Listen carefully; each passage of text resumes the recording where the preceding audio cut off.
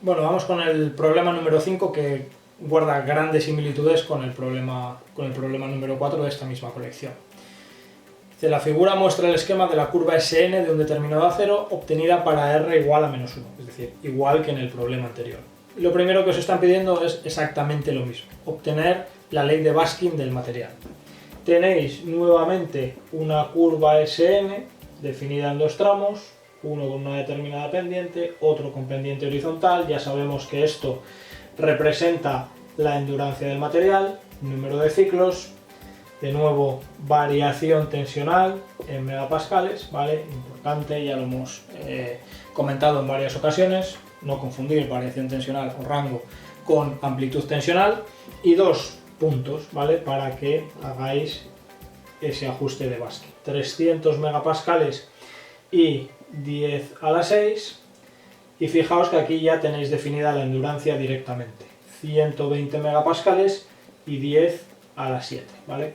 Referido, como en el caso del problema anterior, para una tensión media igual a 0, es decir, un R-1, ¿vale?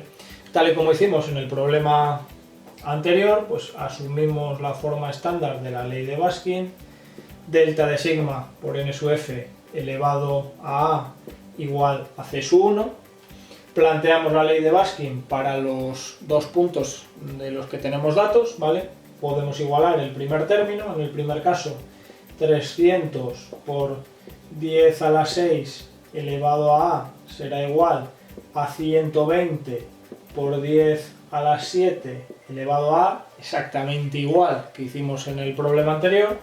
De esta relación podremos obtener el valor de A, que a mí me queda igual a 0,398, y ya yendo con los valores de cualquiera de los dos puntos al modelo de Baskin, pues podéis obtener directamente el valor de C sub 1, que a mí me queda de 73.302,9, ¿vale? Con esto ya tenéis calibrada la ley de Baskin, ya sabéis la representación analítica de este primer tramo de la curva, ¿vale? Luego tendréis los dos parámetros, tenéis ya la ley de Baskin referida a una tensión media igual a 0. Siguiente apartado dice, dado un tirante fabricado en este acero, con radio 6 milímetros y sometido a una carga variable delta de P de 17 kN, determinar el número de ciclos hasta rotura, suponiendo que la carga media es nula.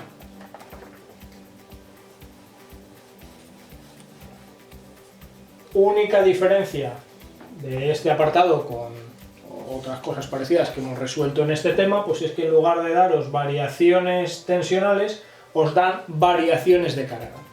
Tenéis una variación de carga de 17.000 newton y una carga media de 0 newton. Ojo, porque lógicamente vuestra curva SN y vuestra ley de Baskin hacen referencia a niveles tensionales. Lo primero que tenéis que hacer es pasar de estos valores de carga a valores de tensiones. ¿Cómo? Pues tenéis un tirante, simplemente dividiendo la carga entre el área nominal correspondiente, ¿vale? Tenéis un tirante con un radio de 6 milímetros, luego el área de ese tirante pues son 113,1 milímetros cuadrados, ¿vale? Con lo cual ahora ya podemos determinar la variación tensional correspondiente, pues simplemente variación de carga entre el valor de área, 17.000 entre 113,1, newton entre milímetros cuadrados, ya sabéis de sobra que directamente nos quedan megapascales, pues tendríamos una variación de 150,3 megapascales. La tensión media, pues haciendo la misma operación, carga media entre área, pues os va a quedar igual a 0 megapascales. Fijaos que tenemos tensión media igual a 0, ratio tensional igual a menos 1, es lo mismo, podemos emplear directamente las curvas SN y la ley de Baskin que ya tenemos del apartado anterior. Si entramos gráficamente en la curva SN, pues fijaos que cortamos en la zona con pendiente, es decir, no estamos por debajo de la endurancia, 150,3 está por encima, Podemos acotar el valor del número de ciclos hasta el fallo, será una acotación pues muy grosera, pero lo podemos hacer. Estará entre 1 millón y 10 millones de ciclos, sabemos que eso es lo que nos tiene que salir de nuestro cálculo. La forma de realizar ese cálculo con precisión pues es entrar a la ley de Baskin que tenemos del primer apartado, ¿vale? Bueno, carga media, tensión media igual a 0, podemos emplear directamente la ley de Baskin que ya tenemos. Variación tensional 150 con 3 megapascales, vamos buscando el número de ciclos hasta el fallo, el exponente era 0,398 y C sub 1 era 73.302,9. De aquí despejamos el número de ciclos hasta el fallo, que a mí me sale de 5.677.750 ciclos. 5.677.50 ciclos, que como habíamos dicho antes, pues es un valor que está comprendido entre 1 y 10 millones de ciclos, como gráficamente habíamos sido capaces de predecir, ¿de acuerdo?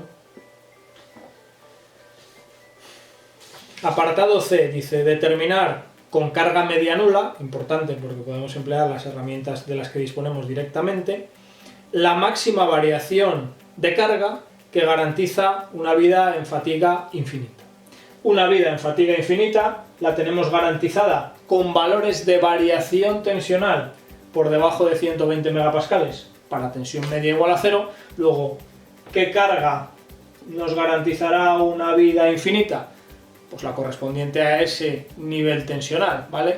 Para pasar de tensiones a cargas, pues simplemente multiplicamos por el área que tiene nuestro componente, que eran 113 con 1 milímetros cuadrados. Luego 113 por 120 megapascales, esto nos da una variación de carga de 13,57 kilonewton, ¿vale? Luego, con carga media igual a 0, variaciones de carga inferiores a 13,57 kilonewton hace que estemos por debajo de la endurancia y que en consecuencia la vida en fatiga sea infinita.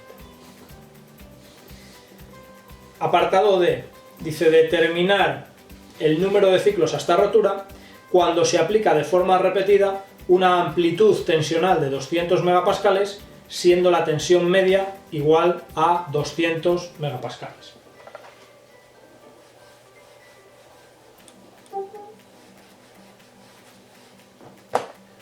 Amplitud tensional 200 megapascales, no liarnos con amplitud, variación y rango, ¿vale?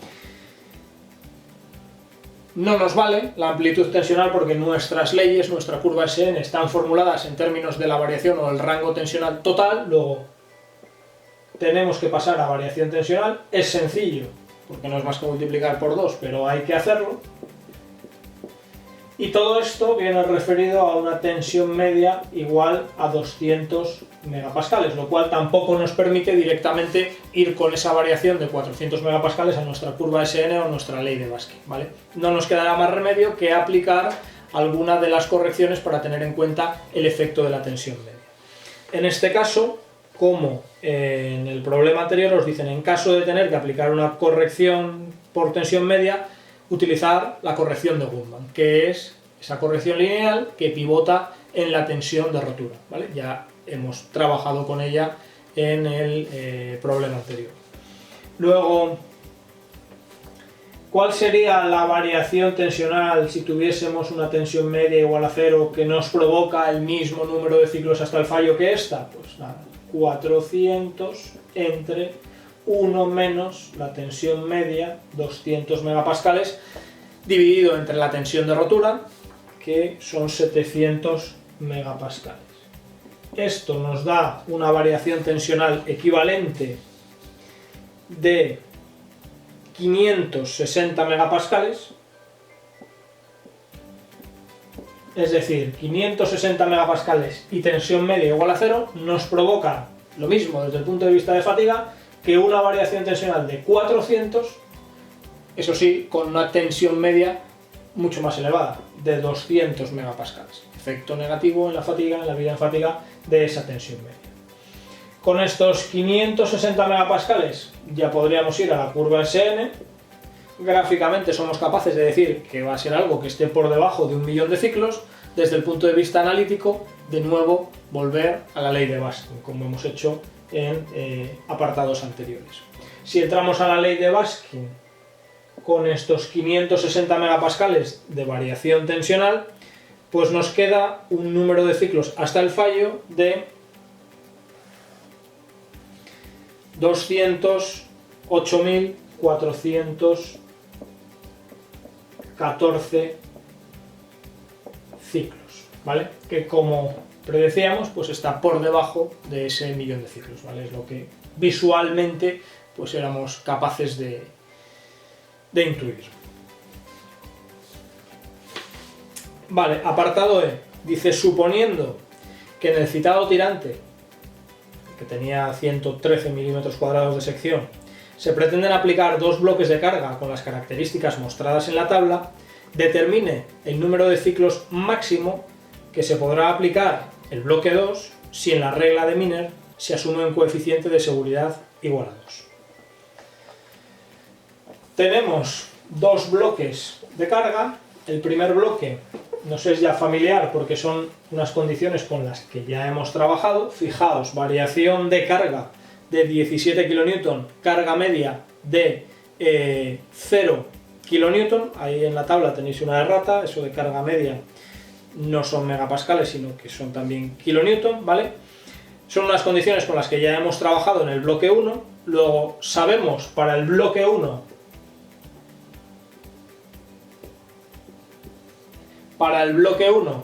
cuál es el valor del número de ciclos hasta el fallo, porque lo hemos determinado ya en el apartado B y nos salía 5.677.750 ciclos, ¿vale?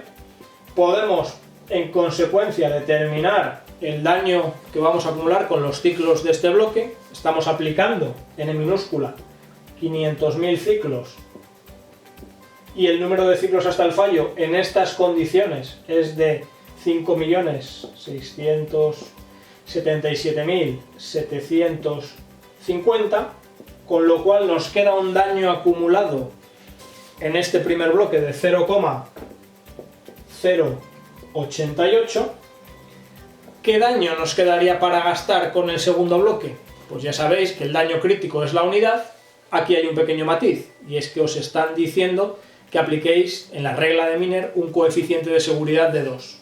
Si aplicáis un coeficiente de seguridad de 2 a ese valor crítico, quiere decir que solo vamos a permitir acumular un daño igual a 0,5, ¿vale? Eso es decir, que vamos a aplicar ese factor de seguridad de 2 a la regla de Miner. Luego, ¿qué daño nos queda para gastar en el bloque 2? Pues en el bloque 2 nos queda para gastar el daño crítico, que ahora será 0,5, porque estamos aplicándole ese factor de seguridad de 2, menos lo que ya hemos gastado con el primer bloque, 0,088. Luego, el daño que nos queda para gastar será, de 0,412. Ese será el daño que podamos gastar con el bloque 2, ¿vale? Bloque 2, que por otro lado, guardamos ahí ese daño, el daño de 2, 0,412, y trabajamos con el bloque 2.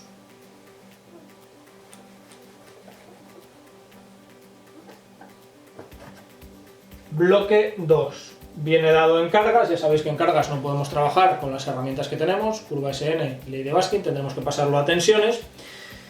Luego, la variación de cargas de 35 kN me devuelve una variación tensional de 35.000 entre el área inicial del tirante, 113,1, esto es igual a 309,5 megapascales. Carga media, lo paso a tensión media, ¿vale? 10.000 newton entre el área inicial, 113,1, me da una tensión media de 88,4 megapascales. No estoy con tensión media igual a 0, luego no puedo entrar directamente con esta variación tensional a la ley de Baskin. ¿Qué tengo que hacer? Corrección para tener en cuenta la tensión media, ¿vale? Ya lo hemos hecho un montón de veces, os pongo aquí ya directamente el valor de variación tensional equivalente. Decíamos, pasábamos los valores de carga a valores de tensión, tanto en términos de la variación como en términos de la tensión media, pero como estamos trabajando con una tensión media distinta de 0, no podemos ir directamente a la ley de Baskin o a las curvas SN, tenemos que hallar el valor de variación tensional equivalente, ¿vale?, con la corrección de la tensión media de Goodman, que es la que nos están sugiriendo en este problema, ¿vale? Pongo ya directamente el valor de esa variación tensional equivalente, porque es una operación que ya hemos hecho un montón de veces en este y en otros problemas, ¿vale? 354,2 megapascales. Con ese valor ya sí que estamos en disposición de ir a la curva SN o a la ley de Baskin. De nuevo es un valor que es superior a 300 megapascales, luego os quedará un número de ciclos hasta rotura inferior a 10 a la 6, inferior a 1.000.000, ¿vale? Entrando a la ley de Baskin con esta variación tensional, el número de ciclos hasta rotura sería de 658.670 ciclos. Y ahora, como el daño que nos queda para gastar con este bloque 2 es de 0,41, pues nada, simplemente definición de daño. 0,412 es el daño que podemos gastar. ¿Qué es el daño? El número de ciclos que nosotros estamos aplicando entre el número de ciclos hasta rotura a las condiciones estudiadas. 658.670 ciclos. De aquí sale que el número de ciclos que podemos aplicar es de 271.372, ¿vale? Luego, esos son los ciclos del bloque 2 que podemos aplicar, ¿vale?, para que el factor de seguridad en la regla de Miner sea de 2, es decir, que el daño acumulado como mucho sea de 0,5. Vale, y por último, en el apartado F os dicen, suponiendo que ahora el tirante tiene una fisura de 1 milímetro de profundidad y está sometido a la secuencia de cargas del bloque 2, determine la tenacidad del material necesaria para que el tirante aguante 5.000 ciclos de carga. Se asumirá un factor geométrico constante e igual a 2. La ley de París del material, pues os la dan en el enunciado, ¿vale? En esta ocasión en metros ciclo, luego no hay trampa, 10 a la menos 11 por delta de K elevado a 3. Condiciones tensionales del apartado anterior, las tenemos aquí precisamente. Variación tensional 309,5 megapascales, ¿vale? La amplitud tensional pues será la mitad, 154,75 megapascales, luego 174 más 88,4 nos dará la tensión máxima, 88,4 menos 154 nos dará la tensión mínima, que son las que necesitamos para el análisis de propagación que tenemos que hacer. Recordad, ya tenemos un componente fisurado, no vamos a emplear las mismas herramientas que en los primeros apartados del enunciado que hacían referencia a componentes sin fisura. Ahora ya tenemos que irnos a análisis de propagación. En análisis de propagación, pues eso, nos fijamos en tensión máxima y tensión mínima, que para este bloque 2, pues la tensión máxima, en base a esos valores de amplitud y de variación tensional que acabo de borrar, pues sería una tensión máxima de 243,2 megapascales, una tensión mínima de menos 66,4 megapascales y en consecuencia una variación tensional positiva, que es la que tenemos en cuenta para el cálculo de nuestros deltas de K, de 243,2 megapascales, que como hemos dicho en muchas ocasiones, en este caso coincide con la tensión máxima, pero no siempre tiene por qué ser así. Bueno, tenéis una ley de París del material, 10 a la menos 11 por delta de K elevado a 3, os dicen que en el factor geométrico, del factor de intensidad de tensiones lo consideréis constante e igual a 2, no nos importa cómo es la fisura, si es de borde, si es y la geometría que tenemos, ya os dan el factor geométrico, luego lo asumimos, ¿vale? 2 elevado al cubo, el 3 es el exponente de la ley de París de este material, por delta de sigma la parte positiva elevado al cubo, 243,2, y lo que está dentro de la raíz, y el pi y el a, pues elevado a 3 entre 2 a 1,5. Aquí hacemos lo de siempre, primer término, a elevado a menos 1,5 por diferencial de a, segundo término, todo lo que es constante, tenemos la operación hecha, os la doy, 6,41 por 10 a la menos 3 y por diferencial de e. Fijaos que aquí ahora lo que hacemos siempre es la integral entre a sub 0 y a sub f, entre 0 y n sub f, ¿vale? La integral de n siempre nos queda sencillita, entre integral definida de 1 entre 0 y n sub f siempre es n sub f. Esta n sub f, por otro lado, nos la están imponiendo en este caso en el enunciado, nos dicen que determinemos el valor de tenacidad a fractura para que resista al menos 5000 ciclos, luego ya nos están diciendo que esta n sub f son 5000 ciclos, a sub 0, en este caso, nos lo están dando también, como es habitual, pues es la fisura que nosotros tenemos, dice, la fisura, el tirante tiene una fisura de 1 milímetro de profundidad, luego ya lo sabemos, una ecuación, como siempre, la integración de la ley de París, una única incógnita en este caso, a sub f, ¿vale? A sub f no lo conocemos, no conocemos el a sub f que tendremos después de que pasen 5000 ciclos en estas condiciones. Es igual, no nos preocupa, estamos en la misma situación que otras veces que hemos integrado la ley de París, con una única incógnita. Nos da igual que sea a sub f, que a sub 0 o que n sub f, que ha sido lo habitual en problemas anteriores. Una ecuación, una incógnita, no es problema, ¿vale? Desarrollando la integral y despejando este valor de a sub f, nos quedaría igual a 0,04 metros, ¿vale? Ese sería el a sub f, es decir, 4 milímetros, después de 5000 ciclos, si en estas condiciones de carga fatigamos ese componente con una fisura inicial de 1 milímetro durante 5000 ciclos, alcanzaríamos una fisura de 4 milímetros.